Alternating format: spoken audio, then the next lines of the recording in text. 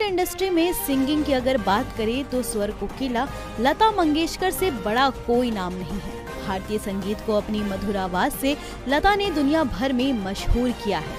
उन्होंने 40 के दशक में गाना शुरू कर दिया था और 2010 तक उन्होंने बॉलीवुड में गाने गाए, यानी उन्होंने 70 साल बॉलीवुड में सिंगिंग की और न जाने कितनी खूबसूरत नगमे लोगों को दी। लता मंगेशकर के लाखों करोड़ों चाहने वाले हैं। लता का असली नाम कुमारी लता दीनानाथ मंगेशकर था। लता मंगेशकर का म्यूजिक इंडस्ट्री में योगदान अतुलनीय था, जिसे कभी नहीं भुलाया जा सकता। 78 साल के करियर में लता मंगेशकर ने 25,000 से ज्यादा गाने गाए। लता को कई सारे पुरस्कारों से भी नवाजा गया था।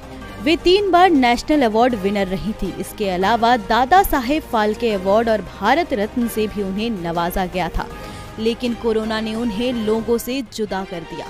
लता मंगेशकर लगभग 1 महीने से बीमार चल रही थी। 8 जनवरी को उन्हें कोरोना संक्रमित होने के बाद मुंबई के एक निजी अस्पताल में भर्ती कराया गया था। लता को कोरोना के साथ साथ निमोनिया भी हुआ था। लता दीदी की उम्र को देखते हुए डॉक्टरों ने उन्हें आईसीयू में एडमिट किया था। तब से वो लगातार संघर्ष ही कर रही थी। इलाज के दौरान बस 2 दिन के लिए उन्हें वेंटिलेटर से हटाया गया था। फिर जैसे ही उनकी तबीयत बिगड़ने लगी, फिर से लता जी को वेंटिलेटर सपोर्ट पर लाया गया। लता मंगेशकर चाहे ये दुनिया छोड़कर चली गई हैं, लेकिन अपने सदाबहार गानों की विरासत फैंस के लिए छोड़ गई हैं। लता दीदी के गानों ने उन्हें इस दुनिया में अमर कर दिया है। संगीत की दुनिया में लता जी एक बड़ा नाम है। संगीत की दुनिया में कितने ही गायक आएंगे और जाएंगे, लेकिन लता जी जैसा ना कोई था, ना कोई है और ना कोई होगा। चुनाव से पहले बीजेपी मुश्किल में फंसती ही जा रही है। कभी बागियों का सामना करना पड़ रहा है तो कभी विपक्षियों का। विपक्ष लगातार यह आरोप लगा रहा है कि बीजेपी जाति और धर्म की राजनीति करती है और अब तो चुनाव आयोग ने भी बीजेपी की इस राजनीतिक पैंतरे पर रोक लगा दी है। हाल ही में उत्तराखंड बीजेपी ने अपने आधिकारिक ट्विटर हैंडल पर पूर्व सीएम हरीश रावत की फोटो के साथ छेड़छाड़ कर पोस्ट की, साथ ही कुछ भड़काऊ कैप्शंस भी लिखे, जिसके बाद ये मामला तूल पकड़ता ही चला गया। कांग्रेस पार्टी ने इसकी शिकायत चुनाव आयोग से कर दी है, जिसके बाद चुनाव आयोग ने इसे पहली नजर में भड़काऊ और चुनाव प्रक्रिया में बुरा असर डालने वाला मानते हुए बीजेपी प्रदेश अध्यक्ष को 24 घंटे में जवाब देने को कहा है।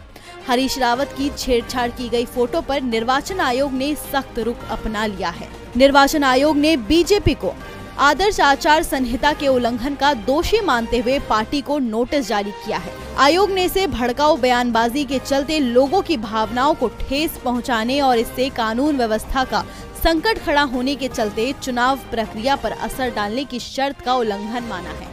वहीं इस पर भारत निर्वाचन आयोग के प्रमुख सचिन राहुल शर्मा की ओर से जारी नोटिस में कहा गया है कि आदर्श आचार संहिता के अनुसार कोई पार्टी अथवा प्रत्याशी ऐसी गतिविधियों में शामिल नहीं होगा जिससे विभिन्न जातियों अथवा समुदाय में आपसी तनाव उत्पन्न हो। नोटिस के अनुसार आयोग के संज्ञान में आया है कि बीजेपी ने अपने आधिकारिक ट्विटर हैंडल से हरीश रावत की तस्वीर से छेड़छाड़ कर इसे जारी किया। इसके अलावा उन्हें व्यक्तिगत रूप से भी निशाना बनाते हुए ट्वीट भी किया गया। इस नोटिस का चुनाव आयोग ने 24 घंटे के अंदर जवाब देने को कहा है। जवाब नहीं दिए जाने पर आयोग बीजेपी पर बड़ी कार्रवाई करेगा। जिन लोगों को सुई से डर लगता है उनके लिए राहत भरी खबर है। ज़ाइकोव डी भारत की पहली नीडल फ्री और दूसरी स्वदेशी कोविड-19 वैक्सीन है, जिसे बिहार के पटना में लॉन्च कर दिया गया है। इस वैक्सीन की 3 डोज दी जानी है। ये वैक्सीन अहमदाबाद स्थित वैक्सीन निर्माता जायडस कैडिला द्वारा निर्मित की गई है। ज़ाइकोव डी दुनिया की पहली डीएनए वैक्सीन है। भारत सरकार ने इस साल की शुरुआत में जायडस कैडिला के डीएनए वैक्सीन के आपातकालीन उपयोग को मंजूरी दी थी। तीसरे चरण के क्लिनिकल परीक्षण के प्रारंभिक परिणामों का हवाला दिया गया था। इसके तहत ये वैक्सीन इस संक्रमण के लिए करीब 66% प्रभावी है। आपको बता दें कि अधिकांश कोविड-19 वैक्सीन की 2 या 3 डोज लगाई जाती है, वहीं ज़ाइकोव डी की 3 डोज लगाई जाएगी। दूसरी डोज 28 दिन और तीसरी डोज 56 दिनों के अंतराल पर लगाई जाएगी। ये वैक्सीन भारत बायोटेक के कोवैक्सीन के बाद देश में आपातकालीन स्थिति की दूसरी स्वदेशी शॉट है। वहीं ज़ाइकोव डी वैक्सीन लेने वाले पहले व्यक्ति ने बताया कि ये वैक्सीन बहुत ही अच्छी है। हमको पता ही नहीं चला कि कब वैक्सीनेशन हो गया। ये बिल्कुल ही पेनलेस और नीडललेस है। वहीं वैक्सीन देने वाली नर्स ने बताया कि इस वैक्सीन को देने के लिए हम लोग पहले से ही ट्रेनिंग ले रहे हैं और ये वैक्सीन बिल्कुल ही पेनलेस और नीडललेस है। पता ही नहीं चला और वैक्सीनेशन हो गया, इसके लिए बहुत अच्छी बात है। और लोगों को प्रोत्साहित करना चाहूँगा कि और लोग आएँ, जो लोग वैक्सीन नहीं लिए हैं वो लोग जल्द से जल्द अपना वैक्सीन ले लें। जी बिल्कुल, एक जरा कुछ पता ही नहीं चला। ये अलग है, इसका ड्यूरेशन भी अलग है। इसका 3 डोज है, एक बार में 2 बार दो तरफ लगेगा, दोनों हाथ में, लेफ्ट और राइट दोनों में। 0.1 डोज है इसका और ड्यूरेशन इसका है 0-28-56।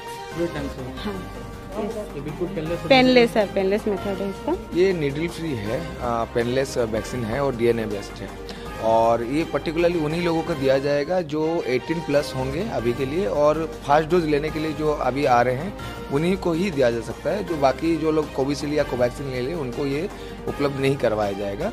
पर्टिकुलरली वही एज ग्रुप में 18 प्लस में ही जो पहला डोज लेने के लिए आ रहे हैं उन्हीं को मिलेगा और ये अभी उनको 3 बार लेना पड़ेगा और पहला हर बार में आपको 2 कंधों पे 0.0 ml का आपका 1 ml का आपका लेफ्ट में और राइट में सेम लेना पड़ेगा। उसी तरह से आपको 3 डोज लेना पड़ेगा इसका। आपको बता दें कि ये वैक्सीन दोनों हाथों में दी जाएगी। ये वैक्सीन उसी व्यक्ति को दी जाएगी जिसने अभी तक कोविड वैक्सीन की डोज नहीं ली होगी और ये 18 साल से ऊपर वर्ष के सभी व्यक्ति ले सकेंगे। अगर आप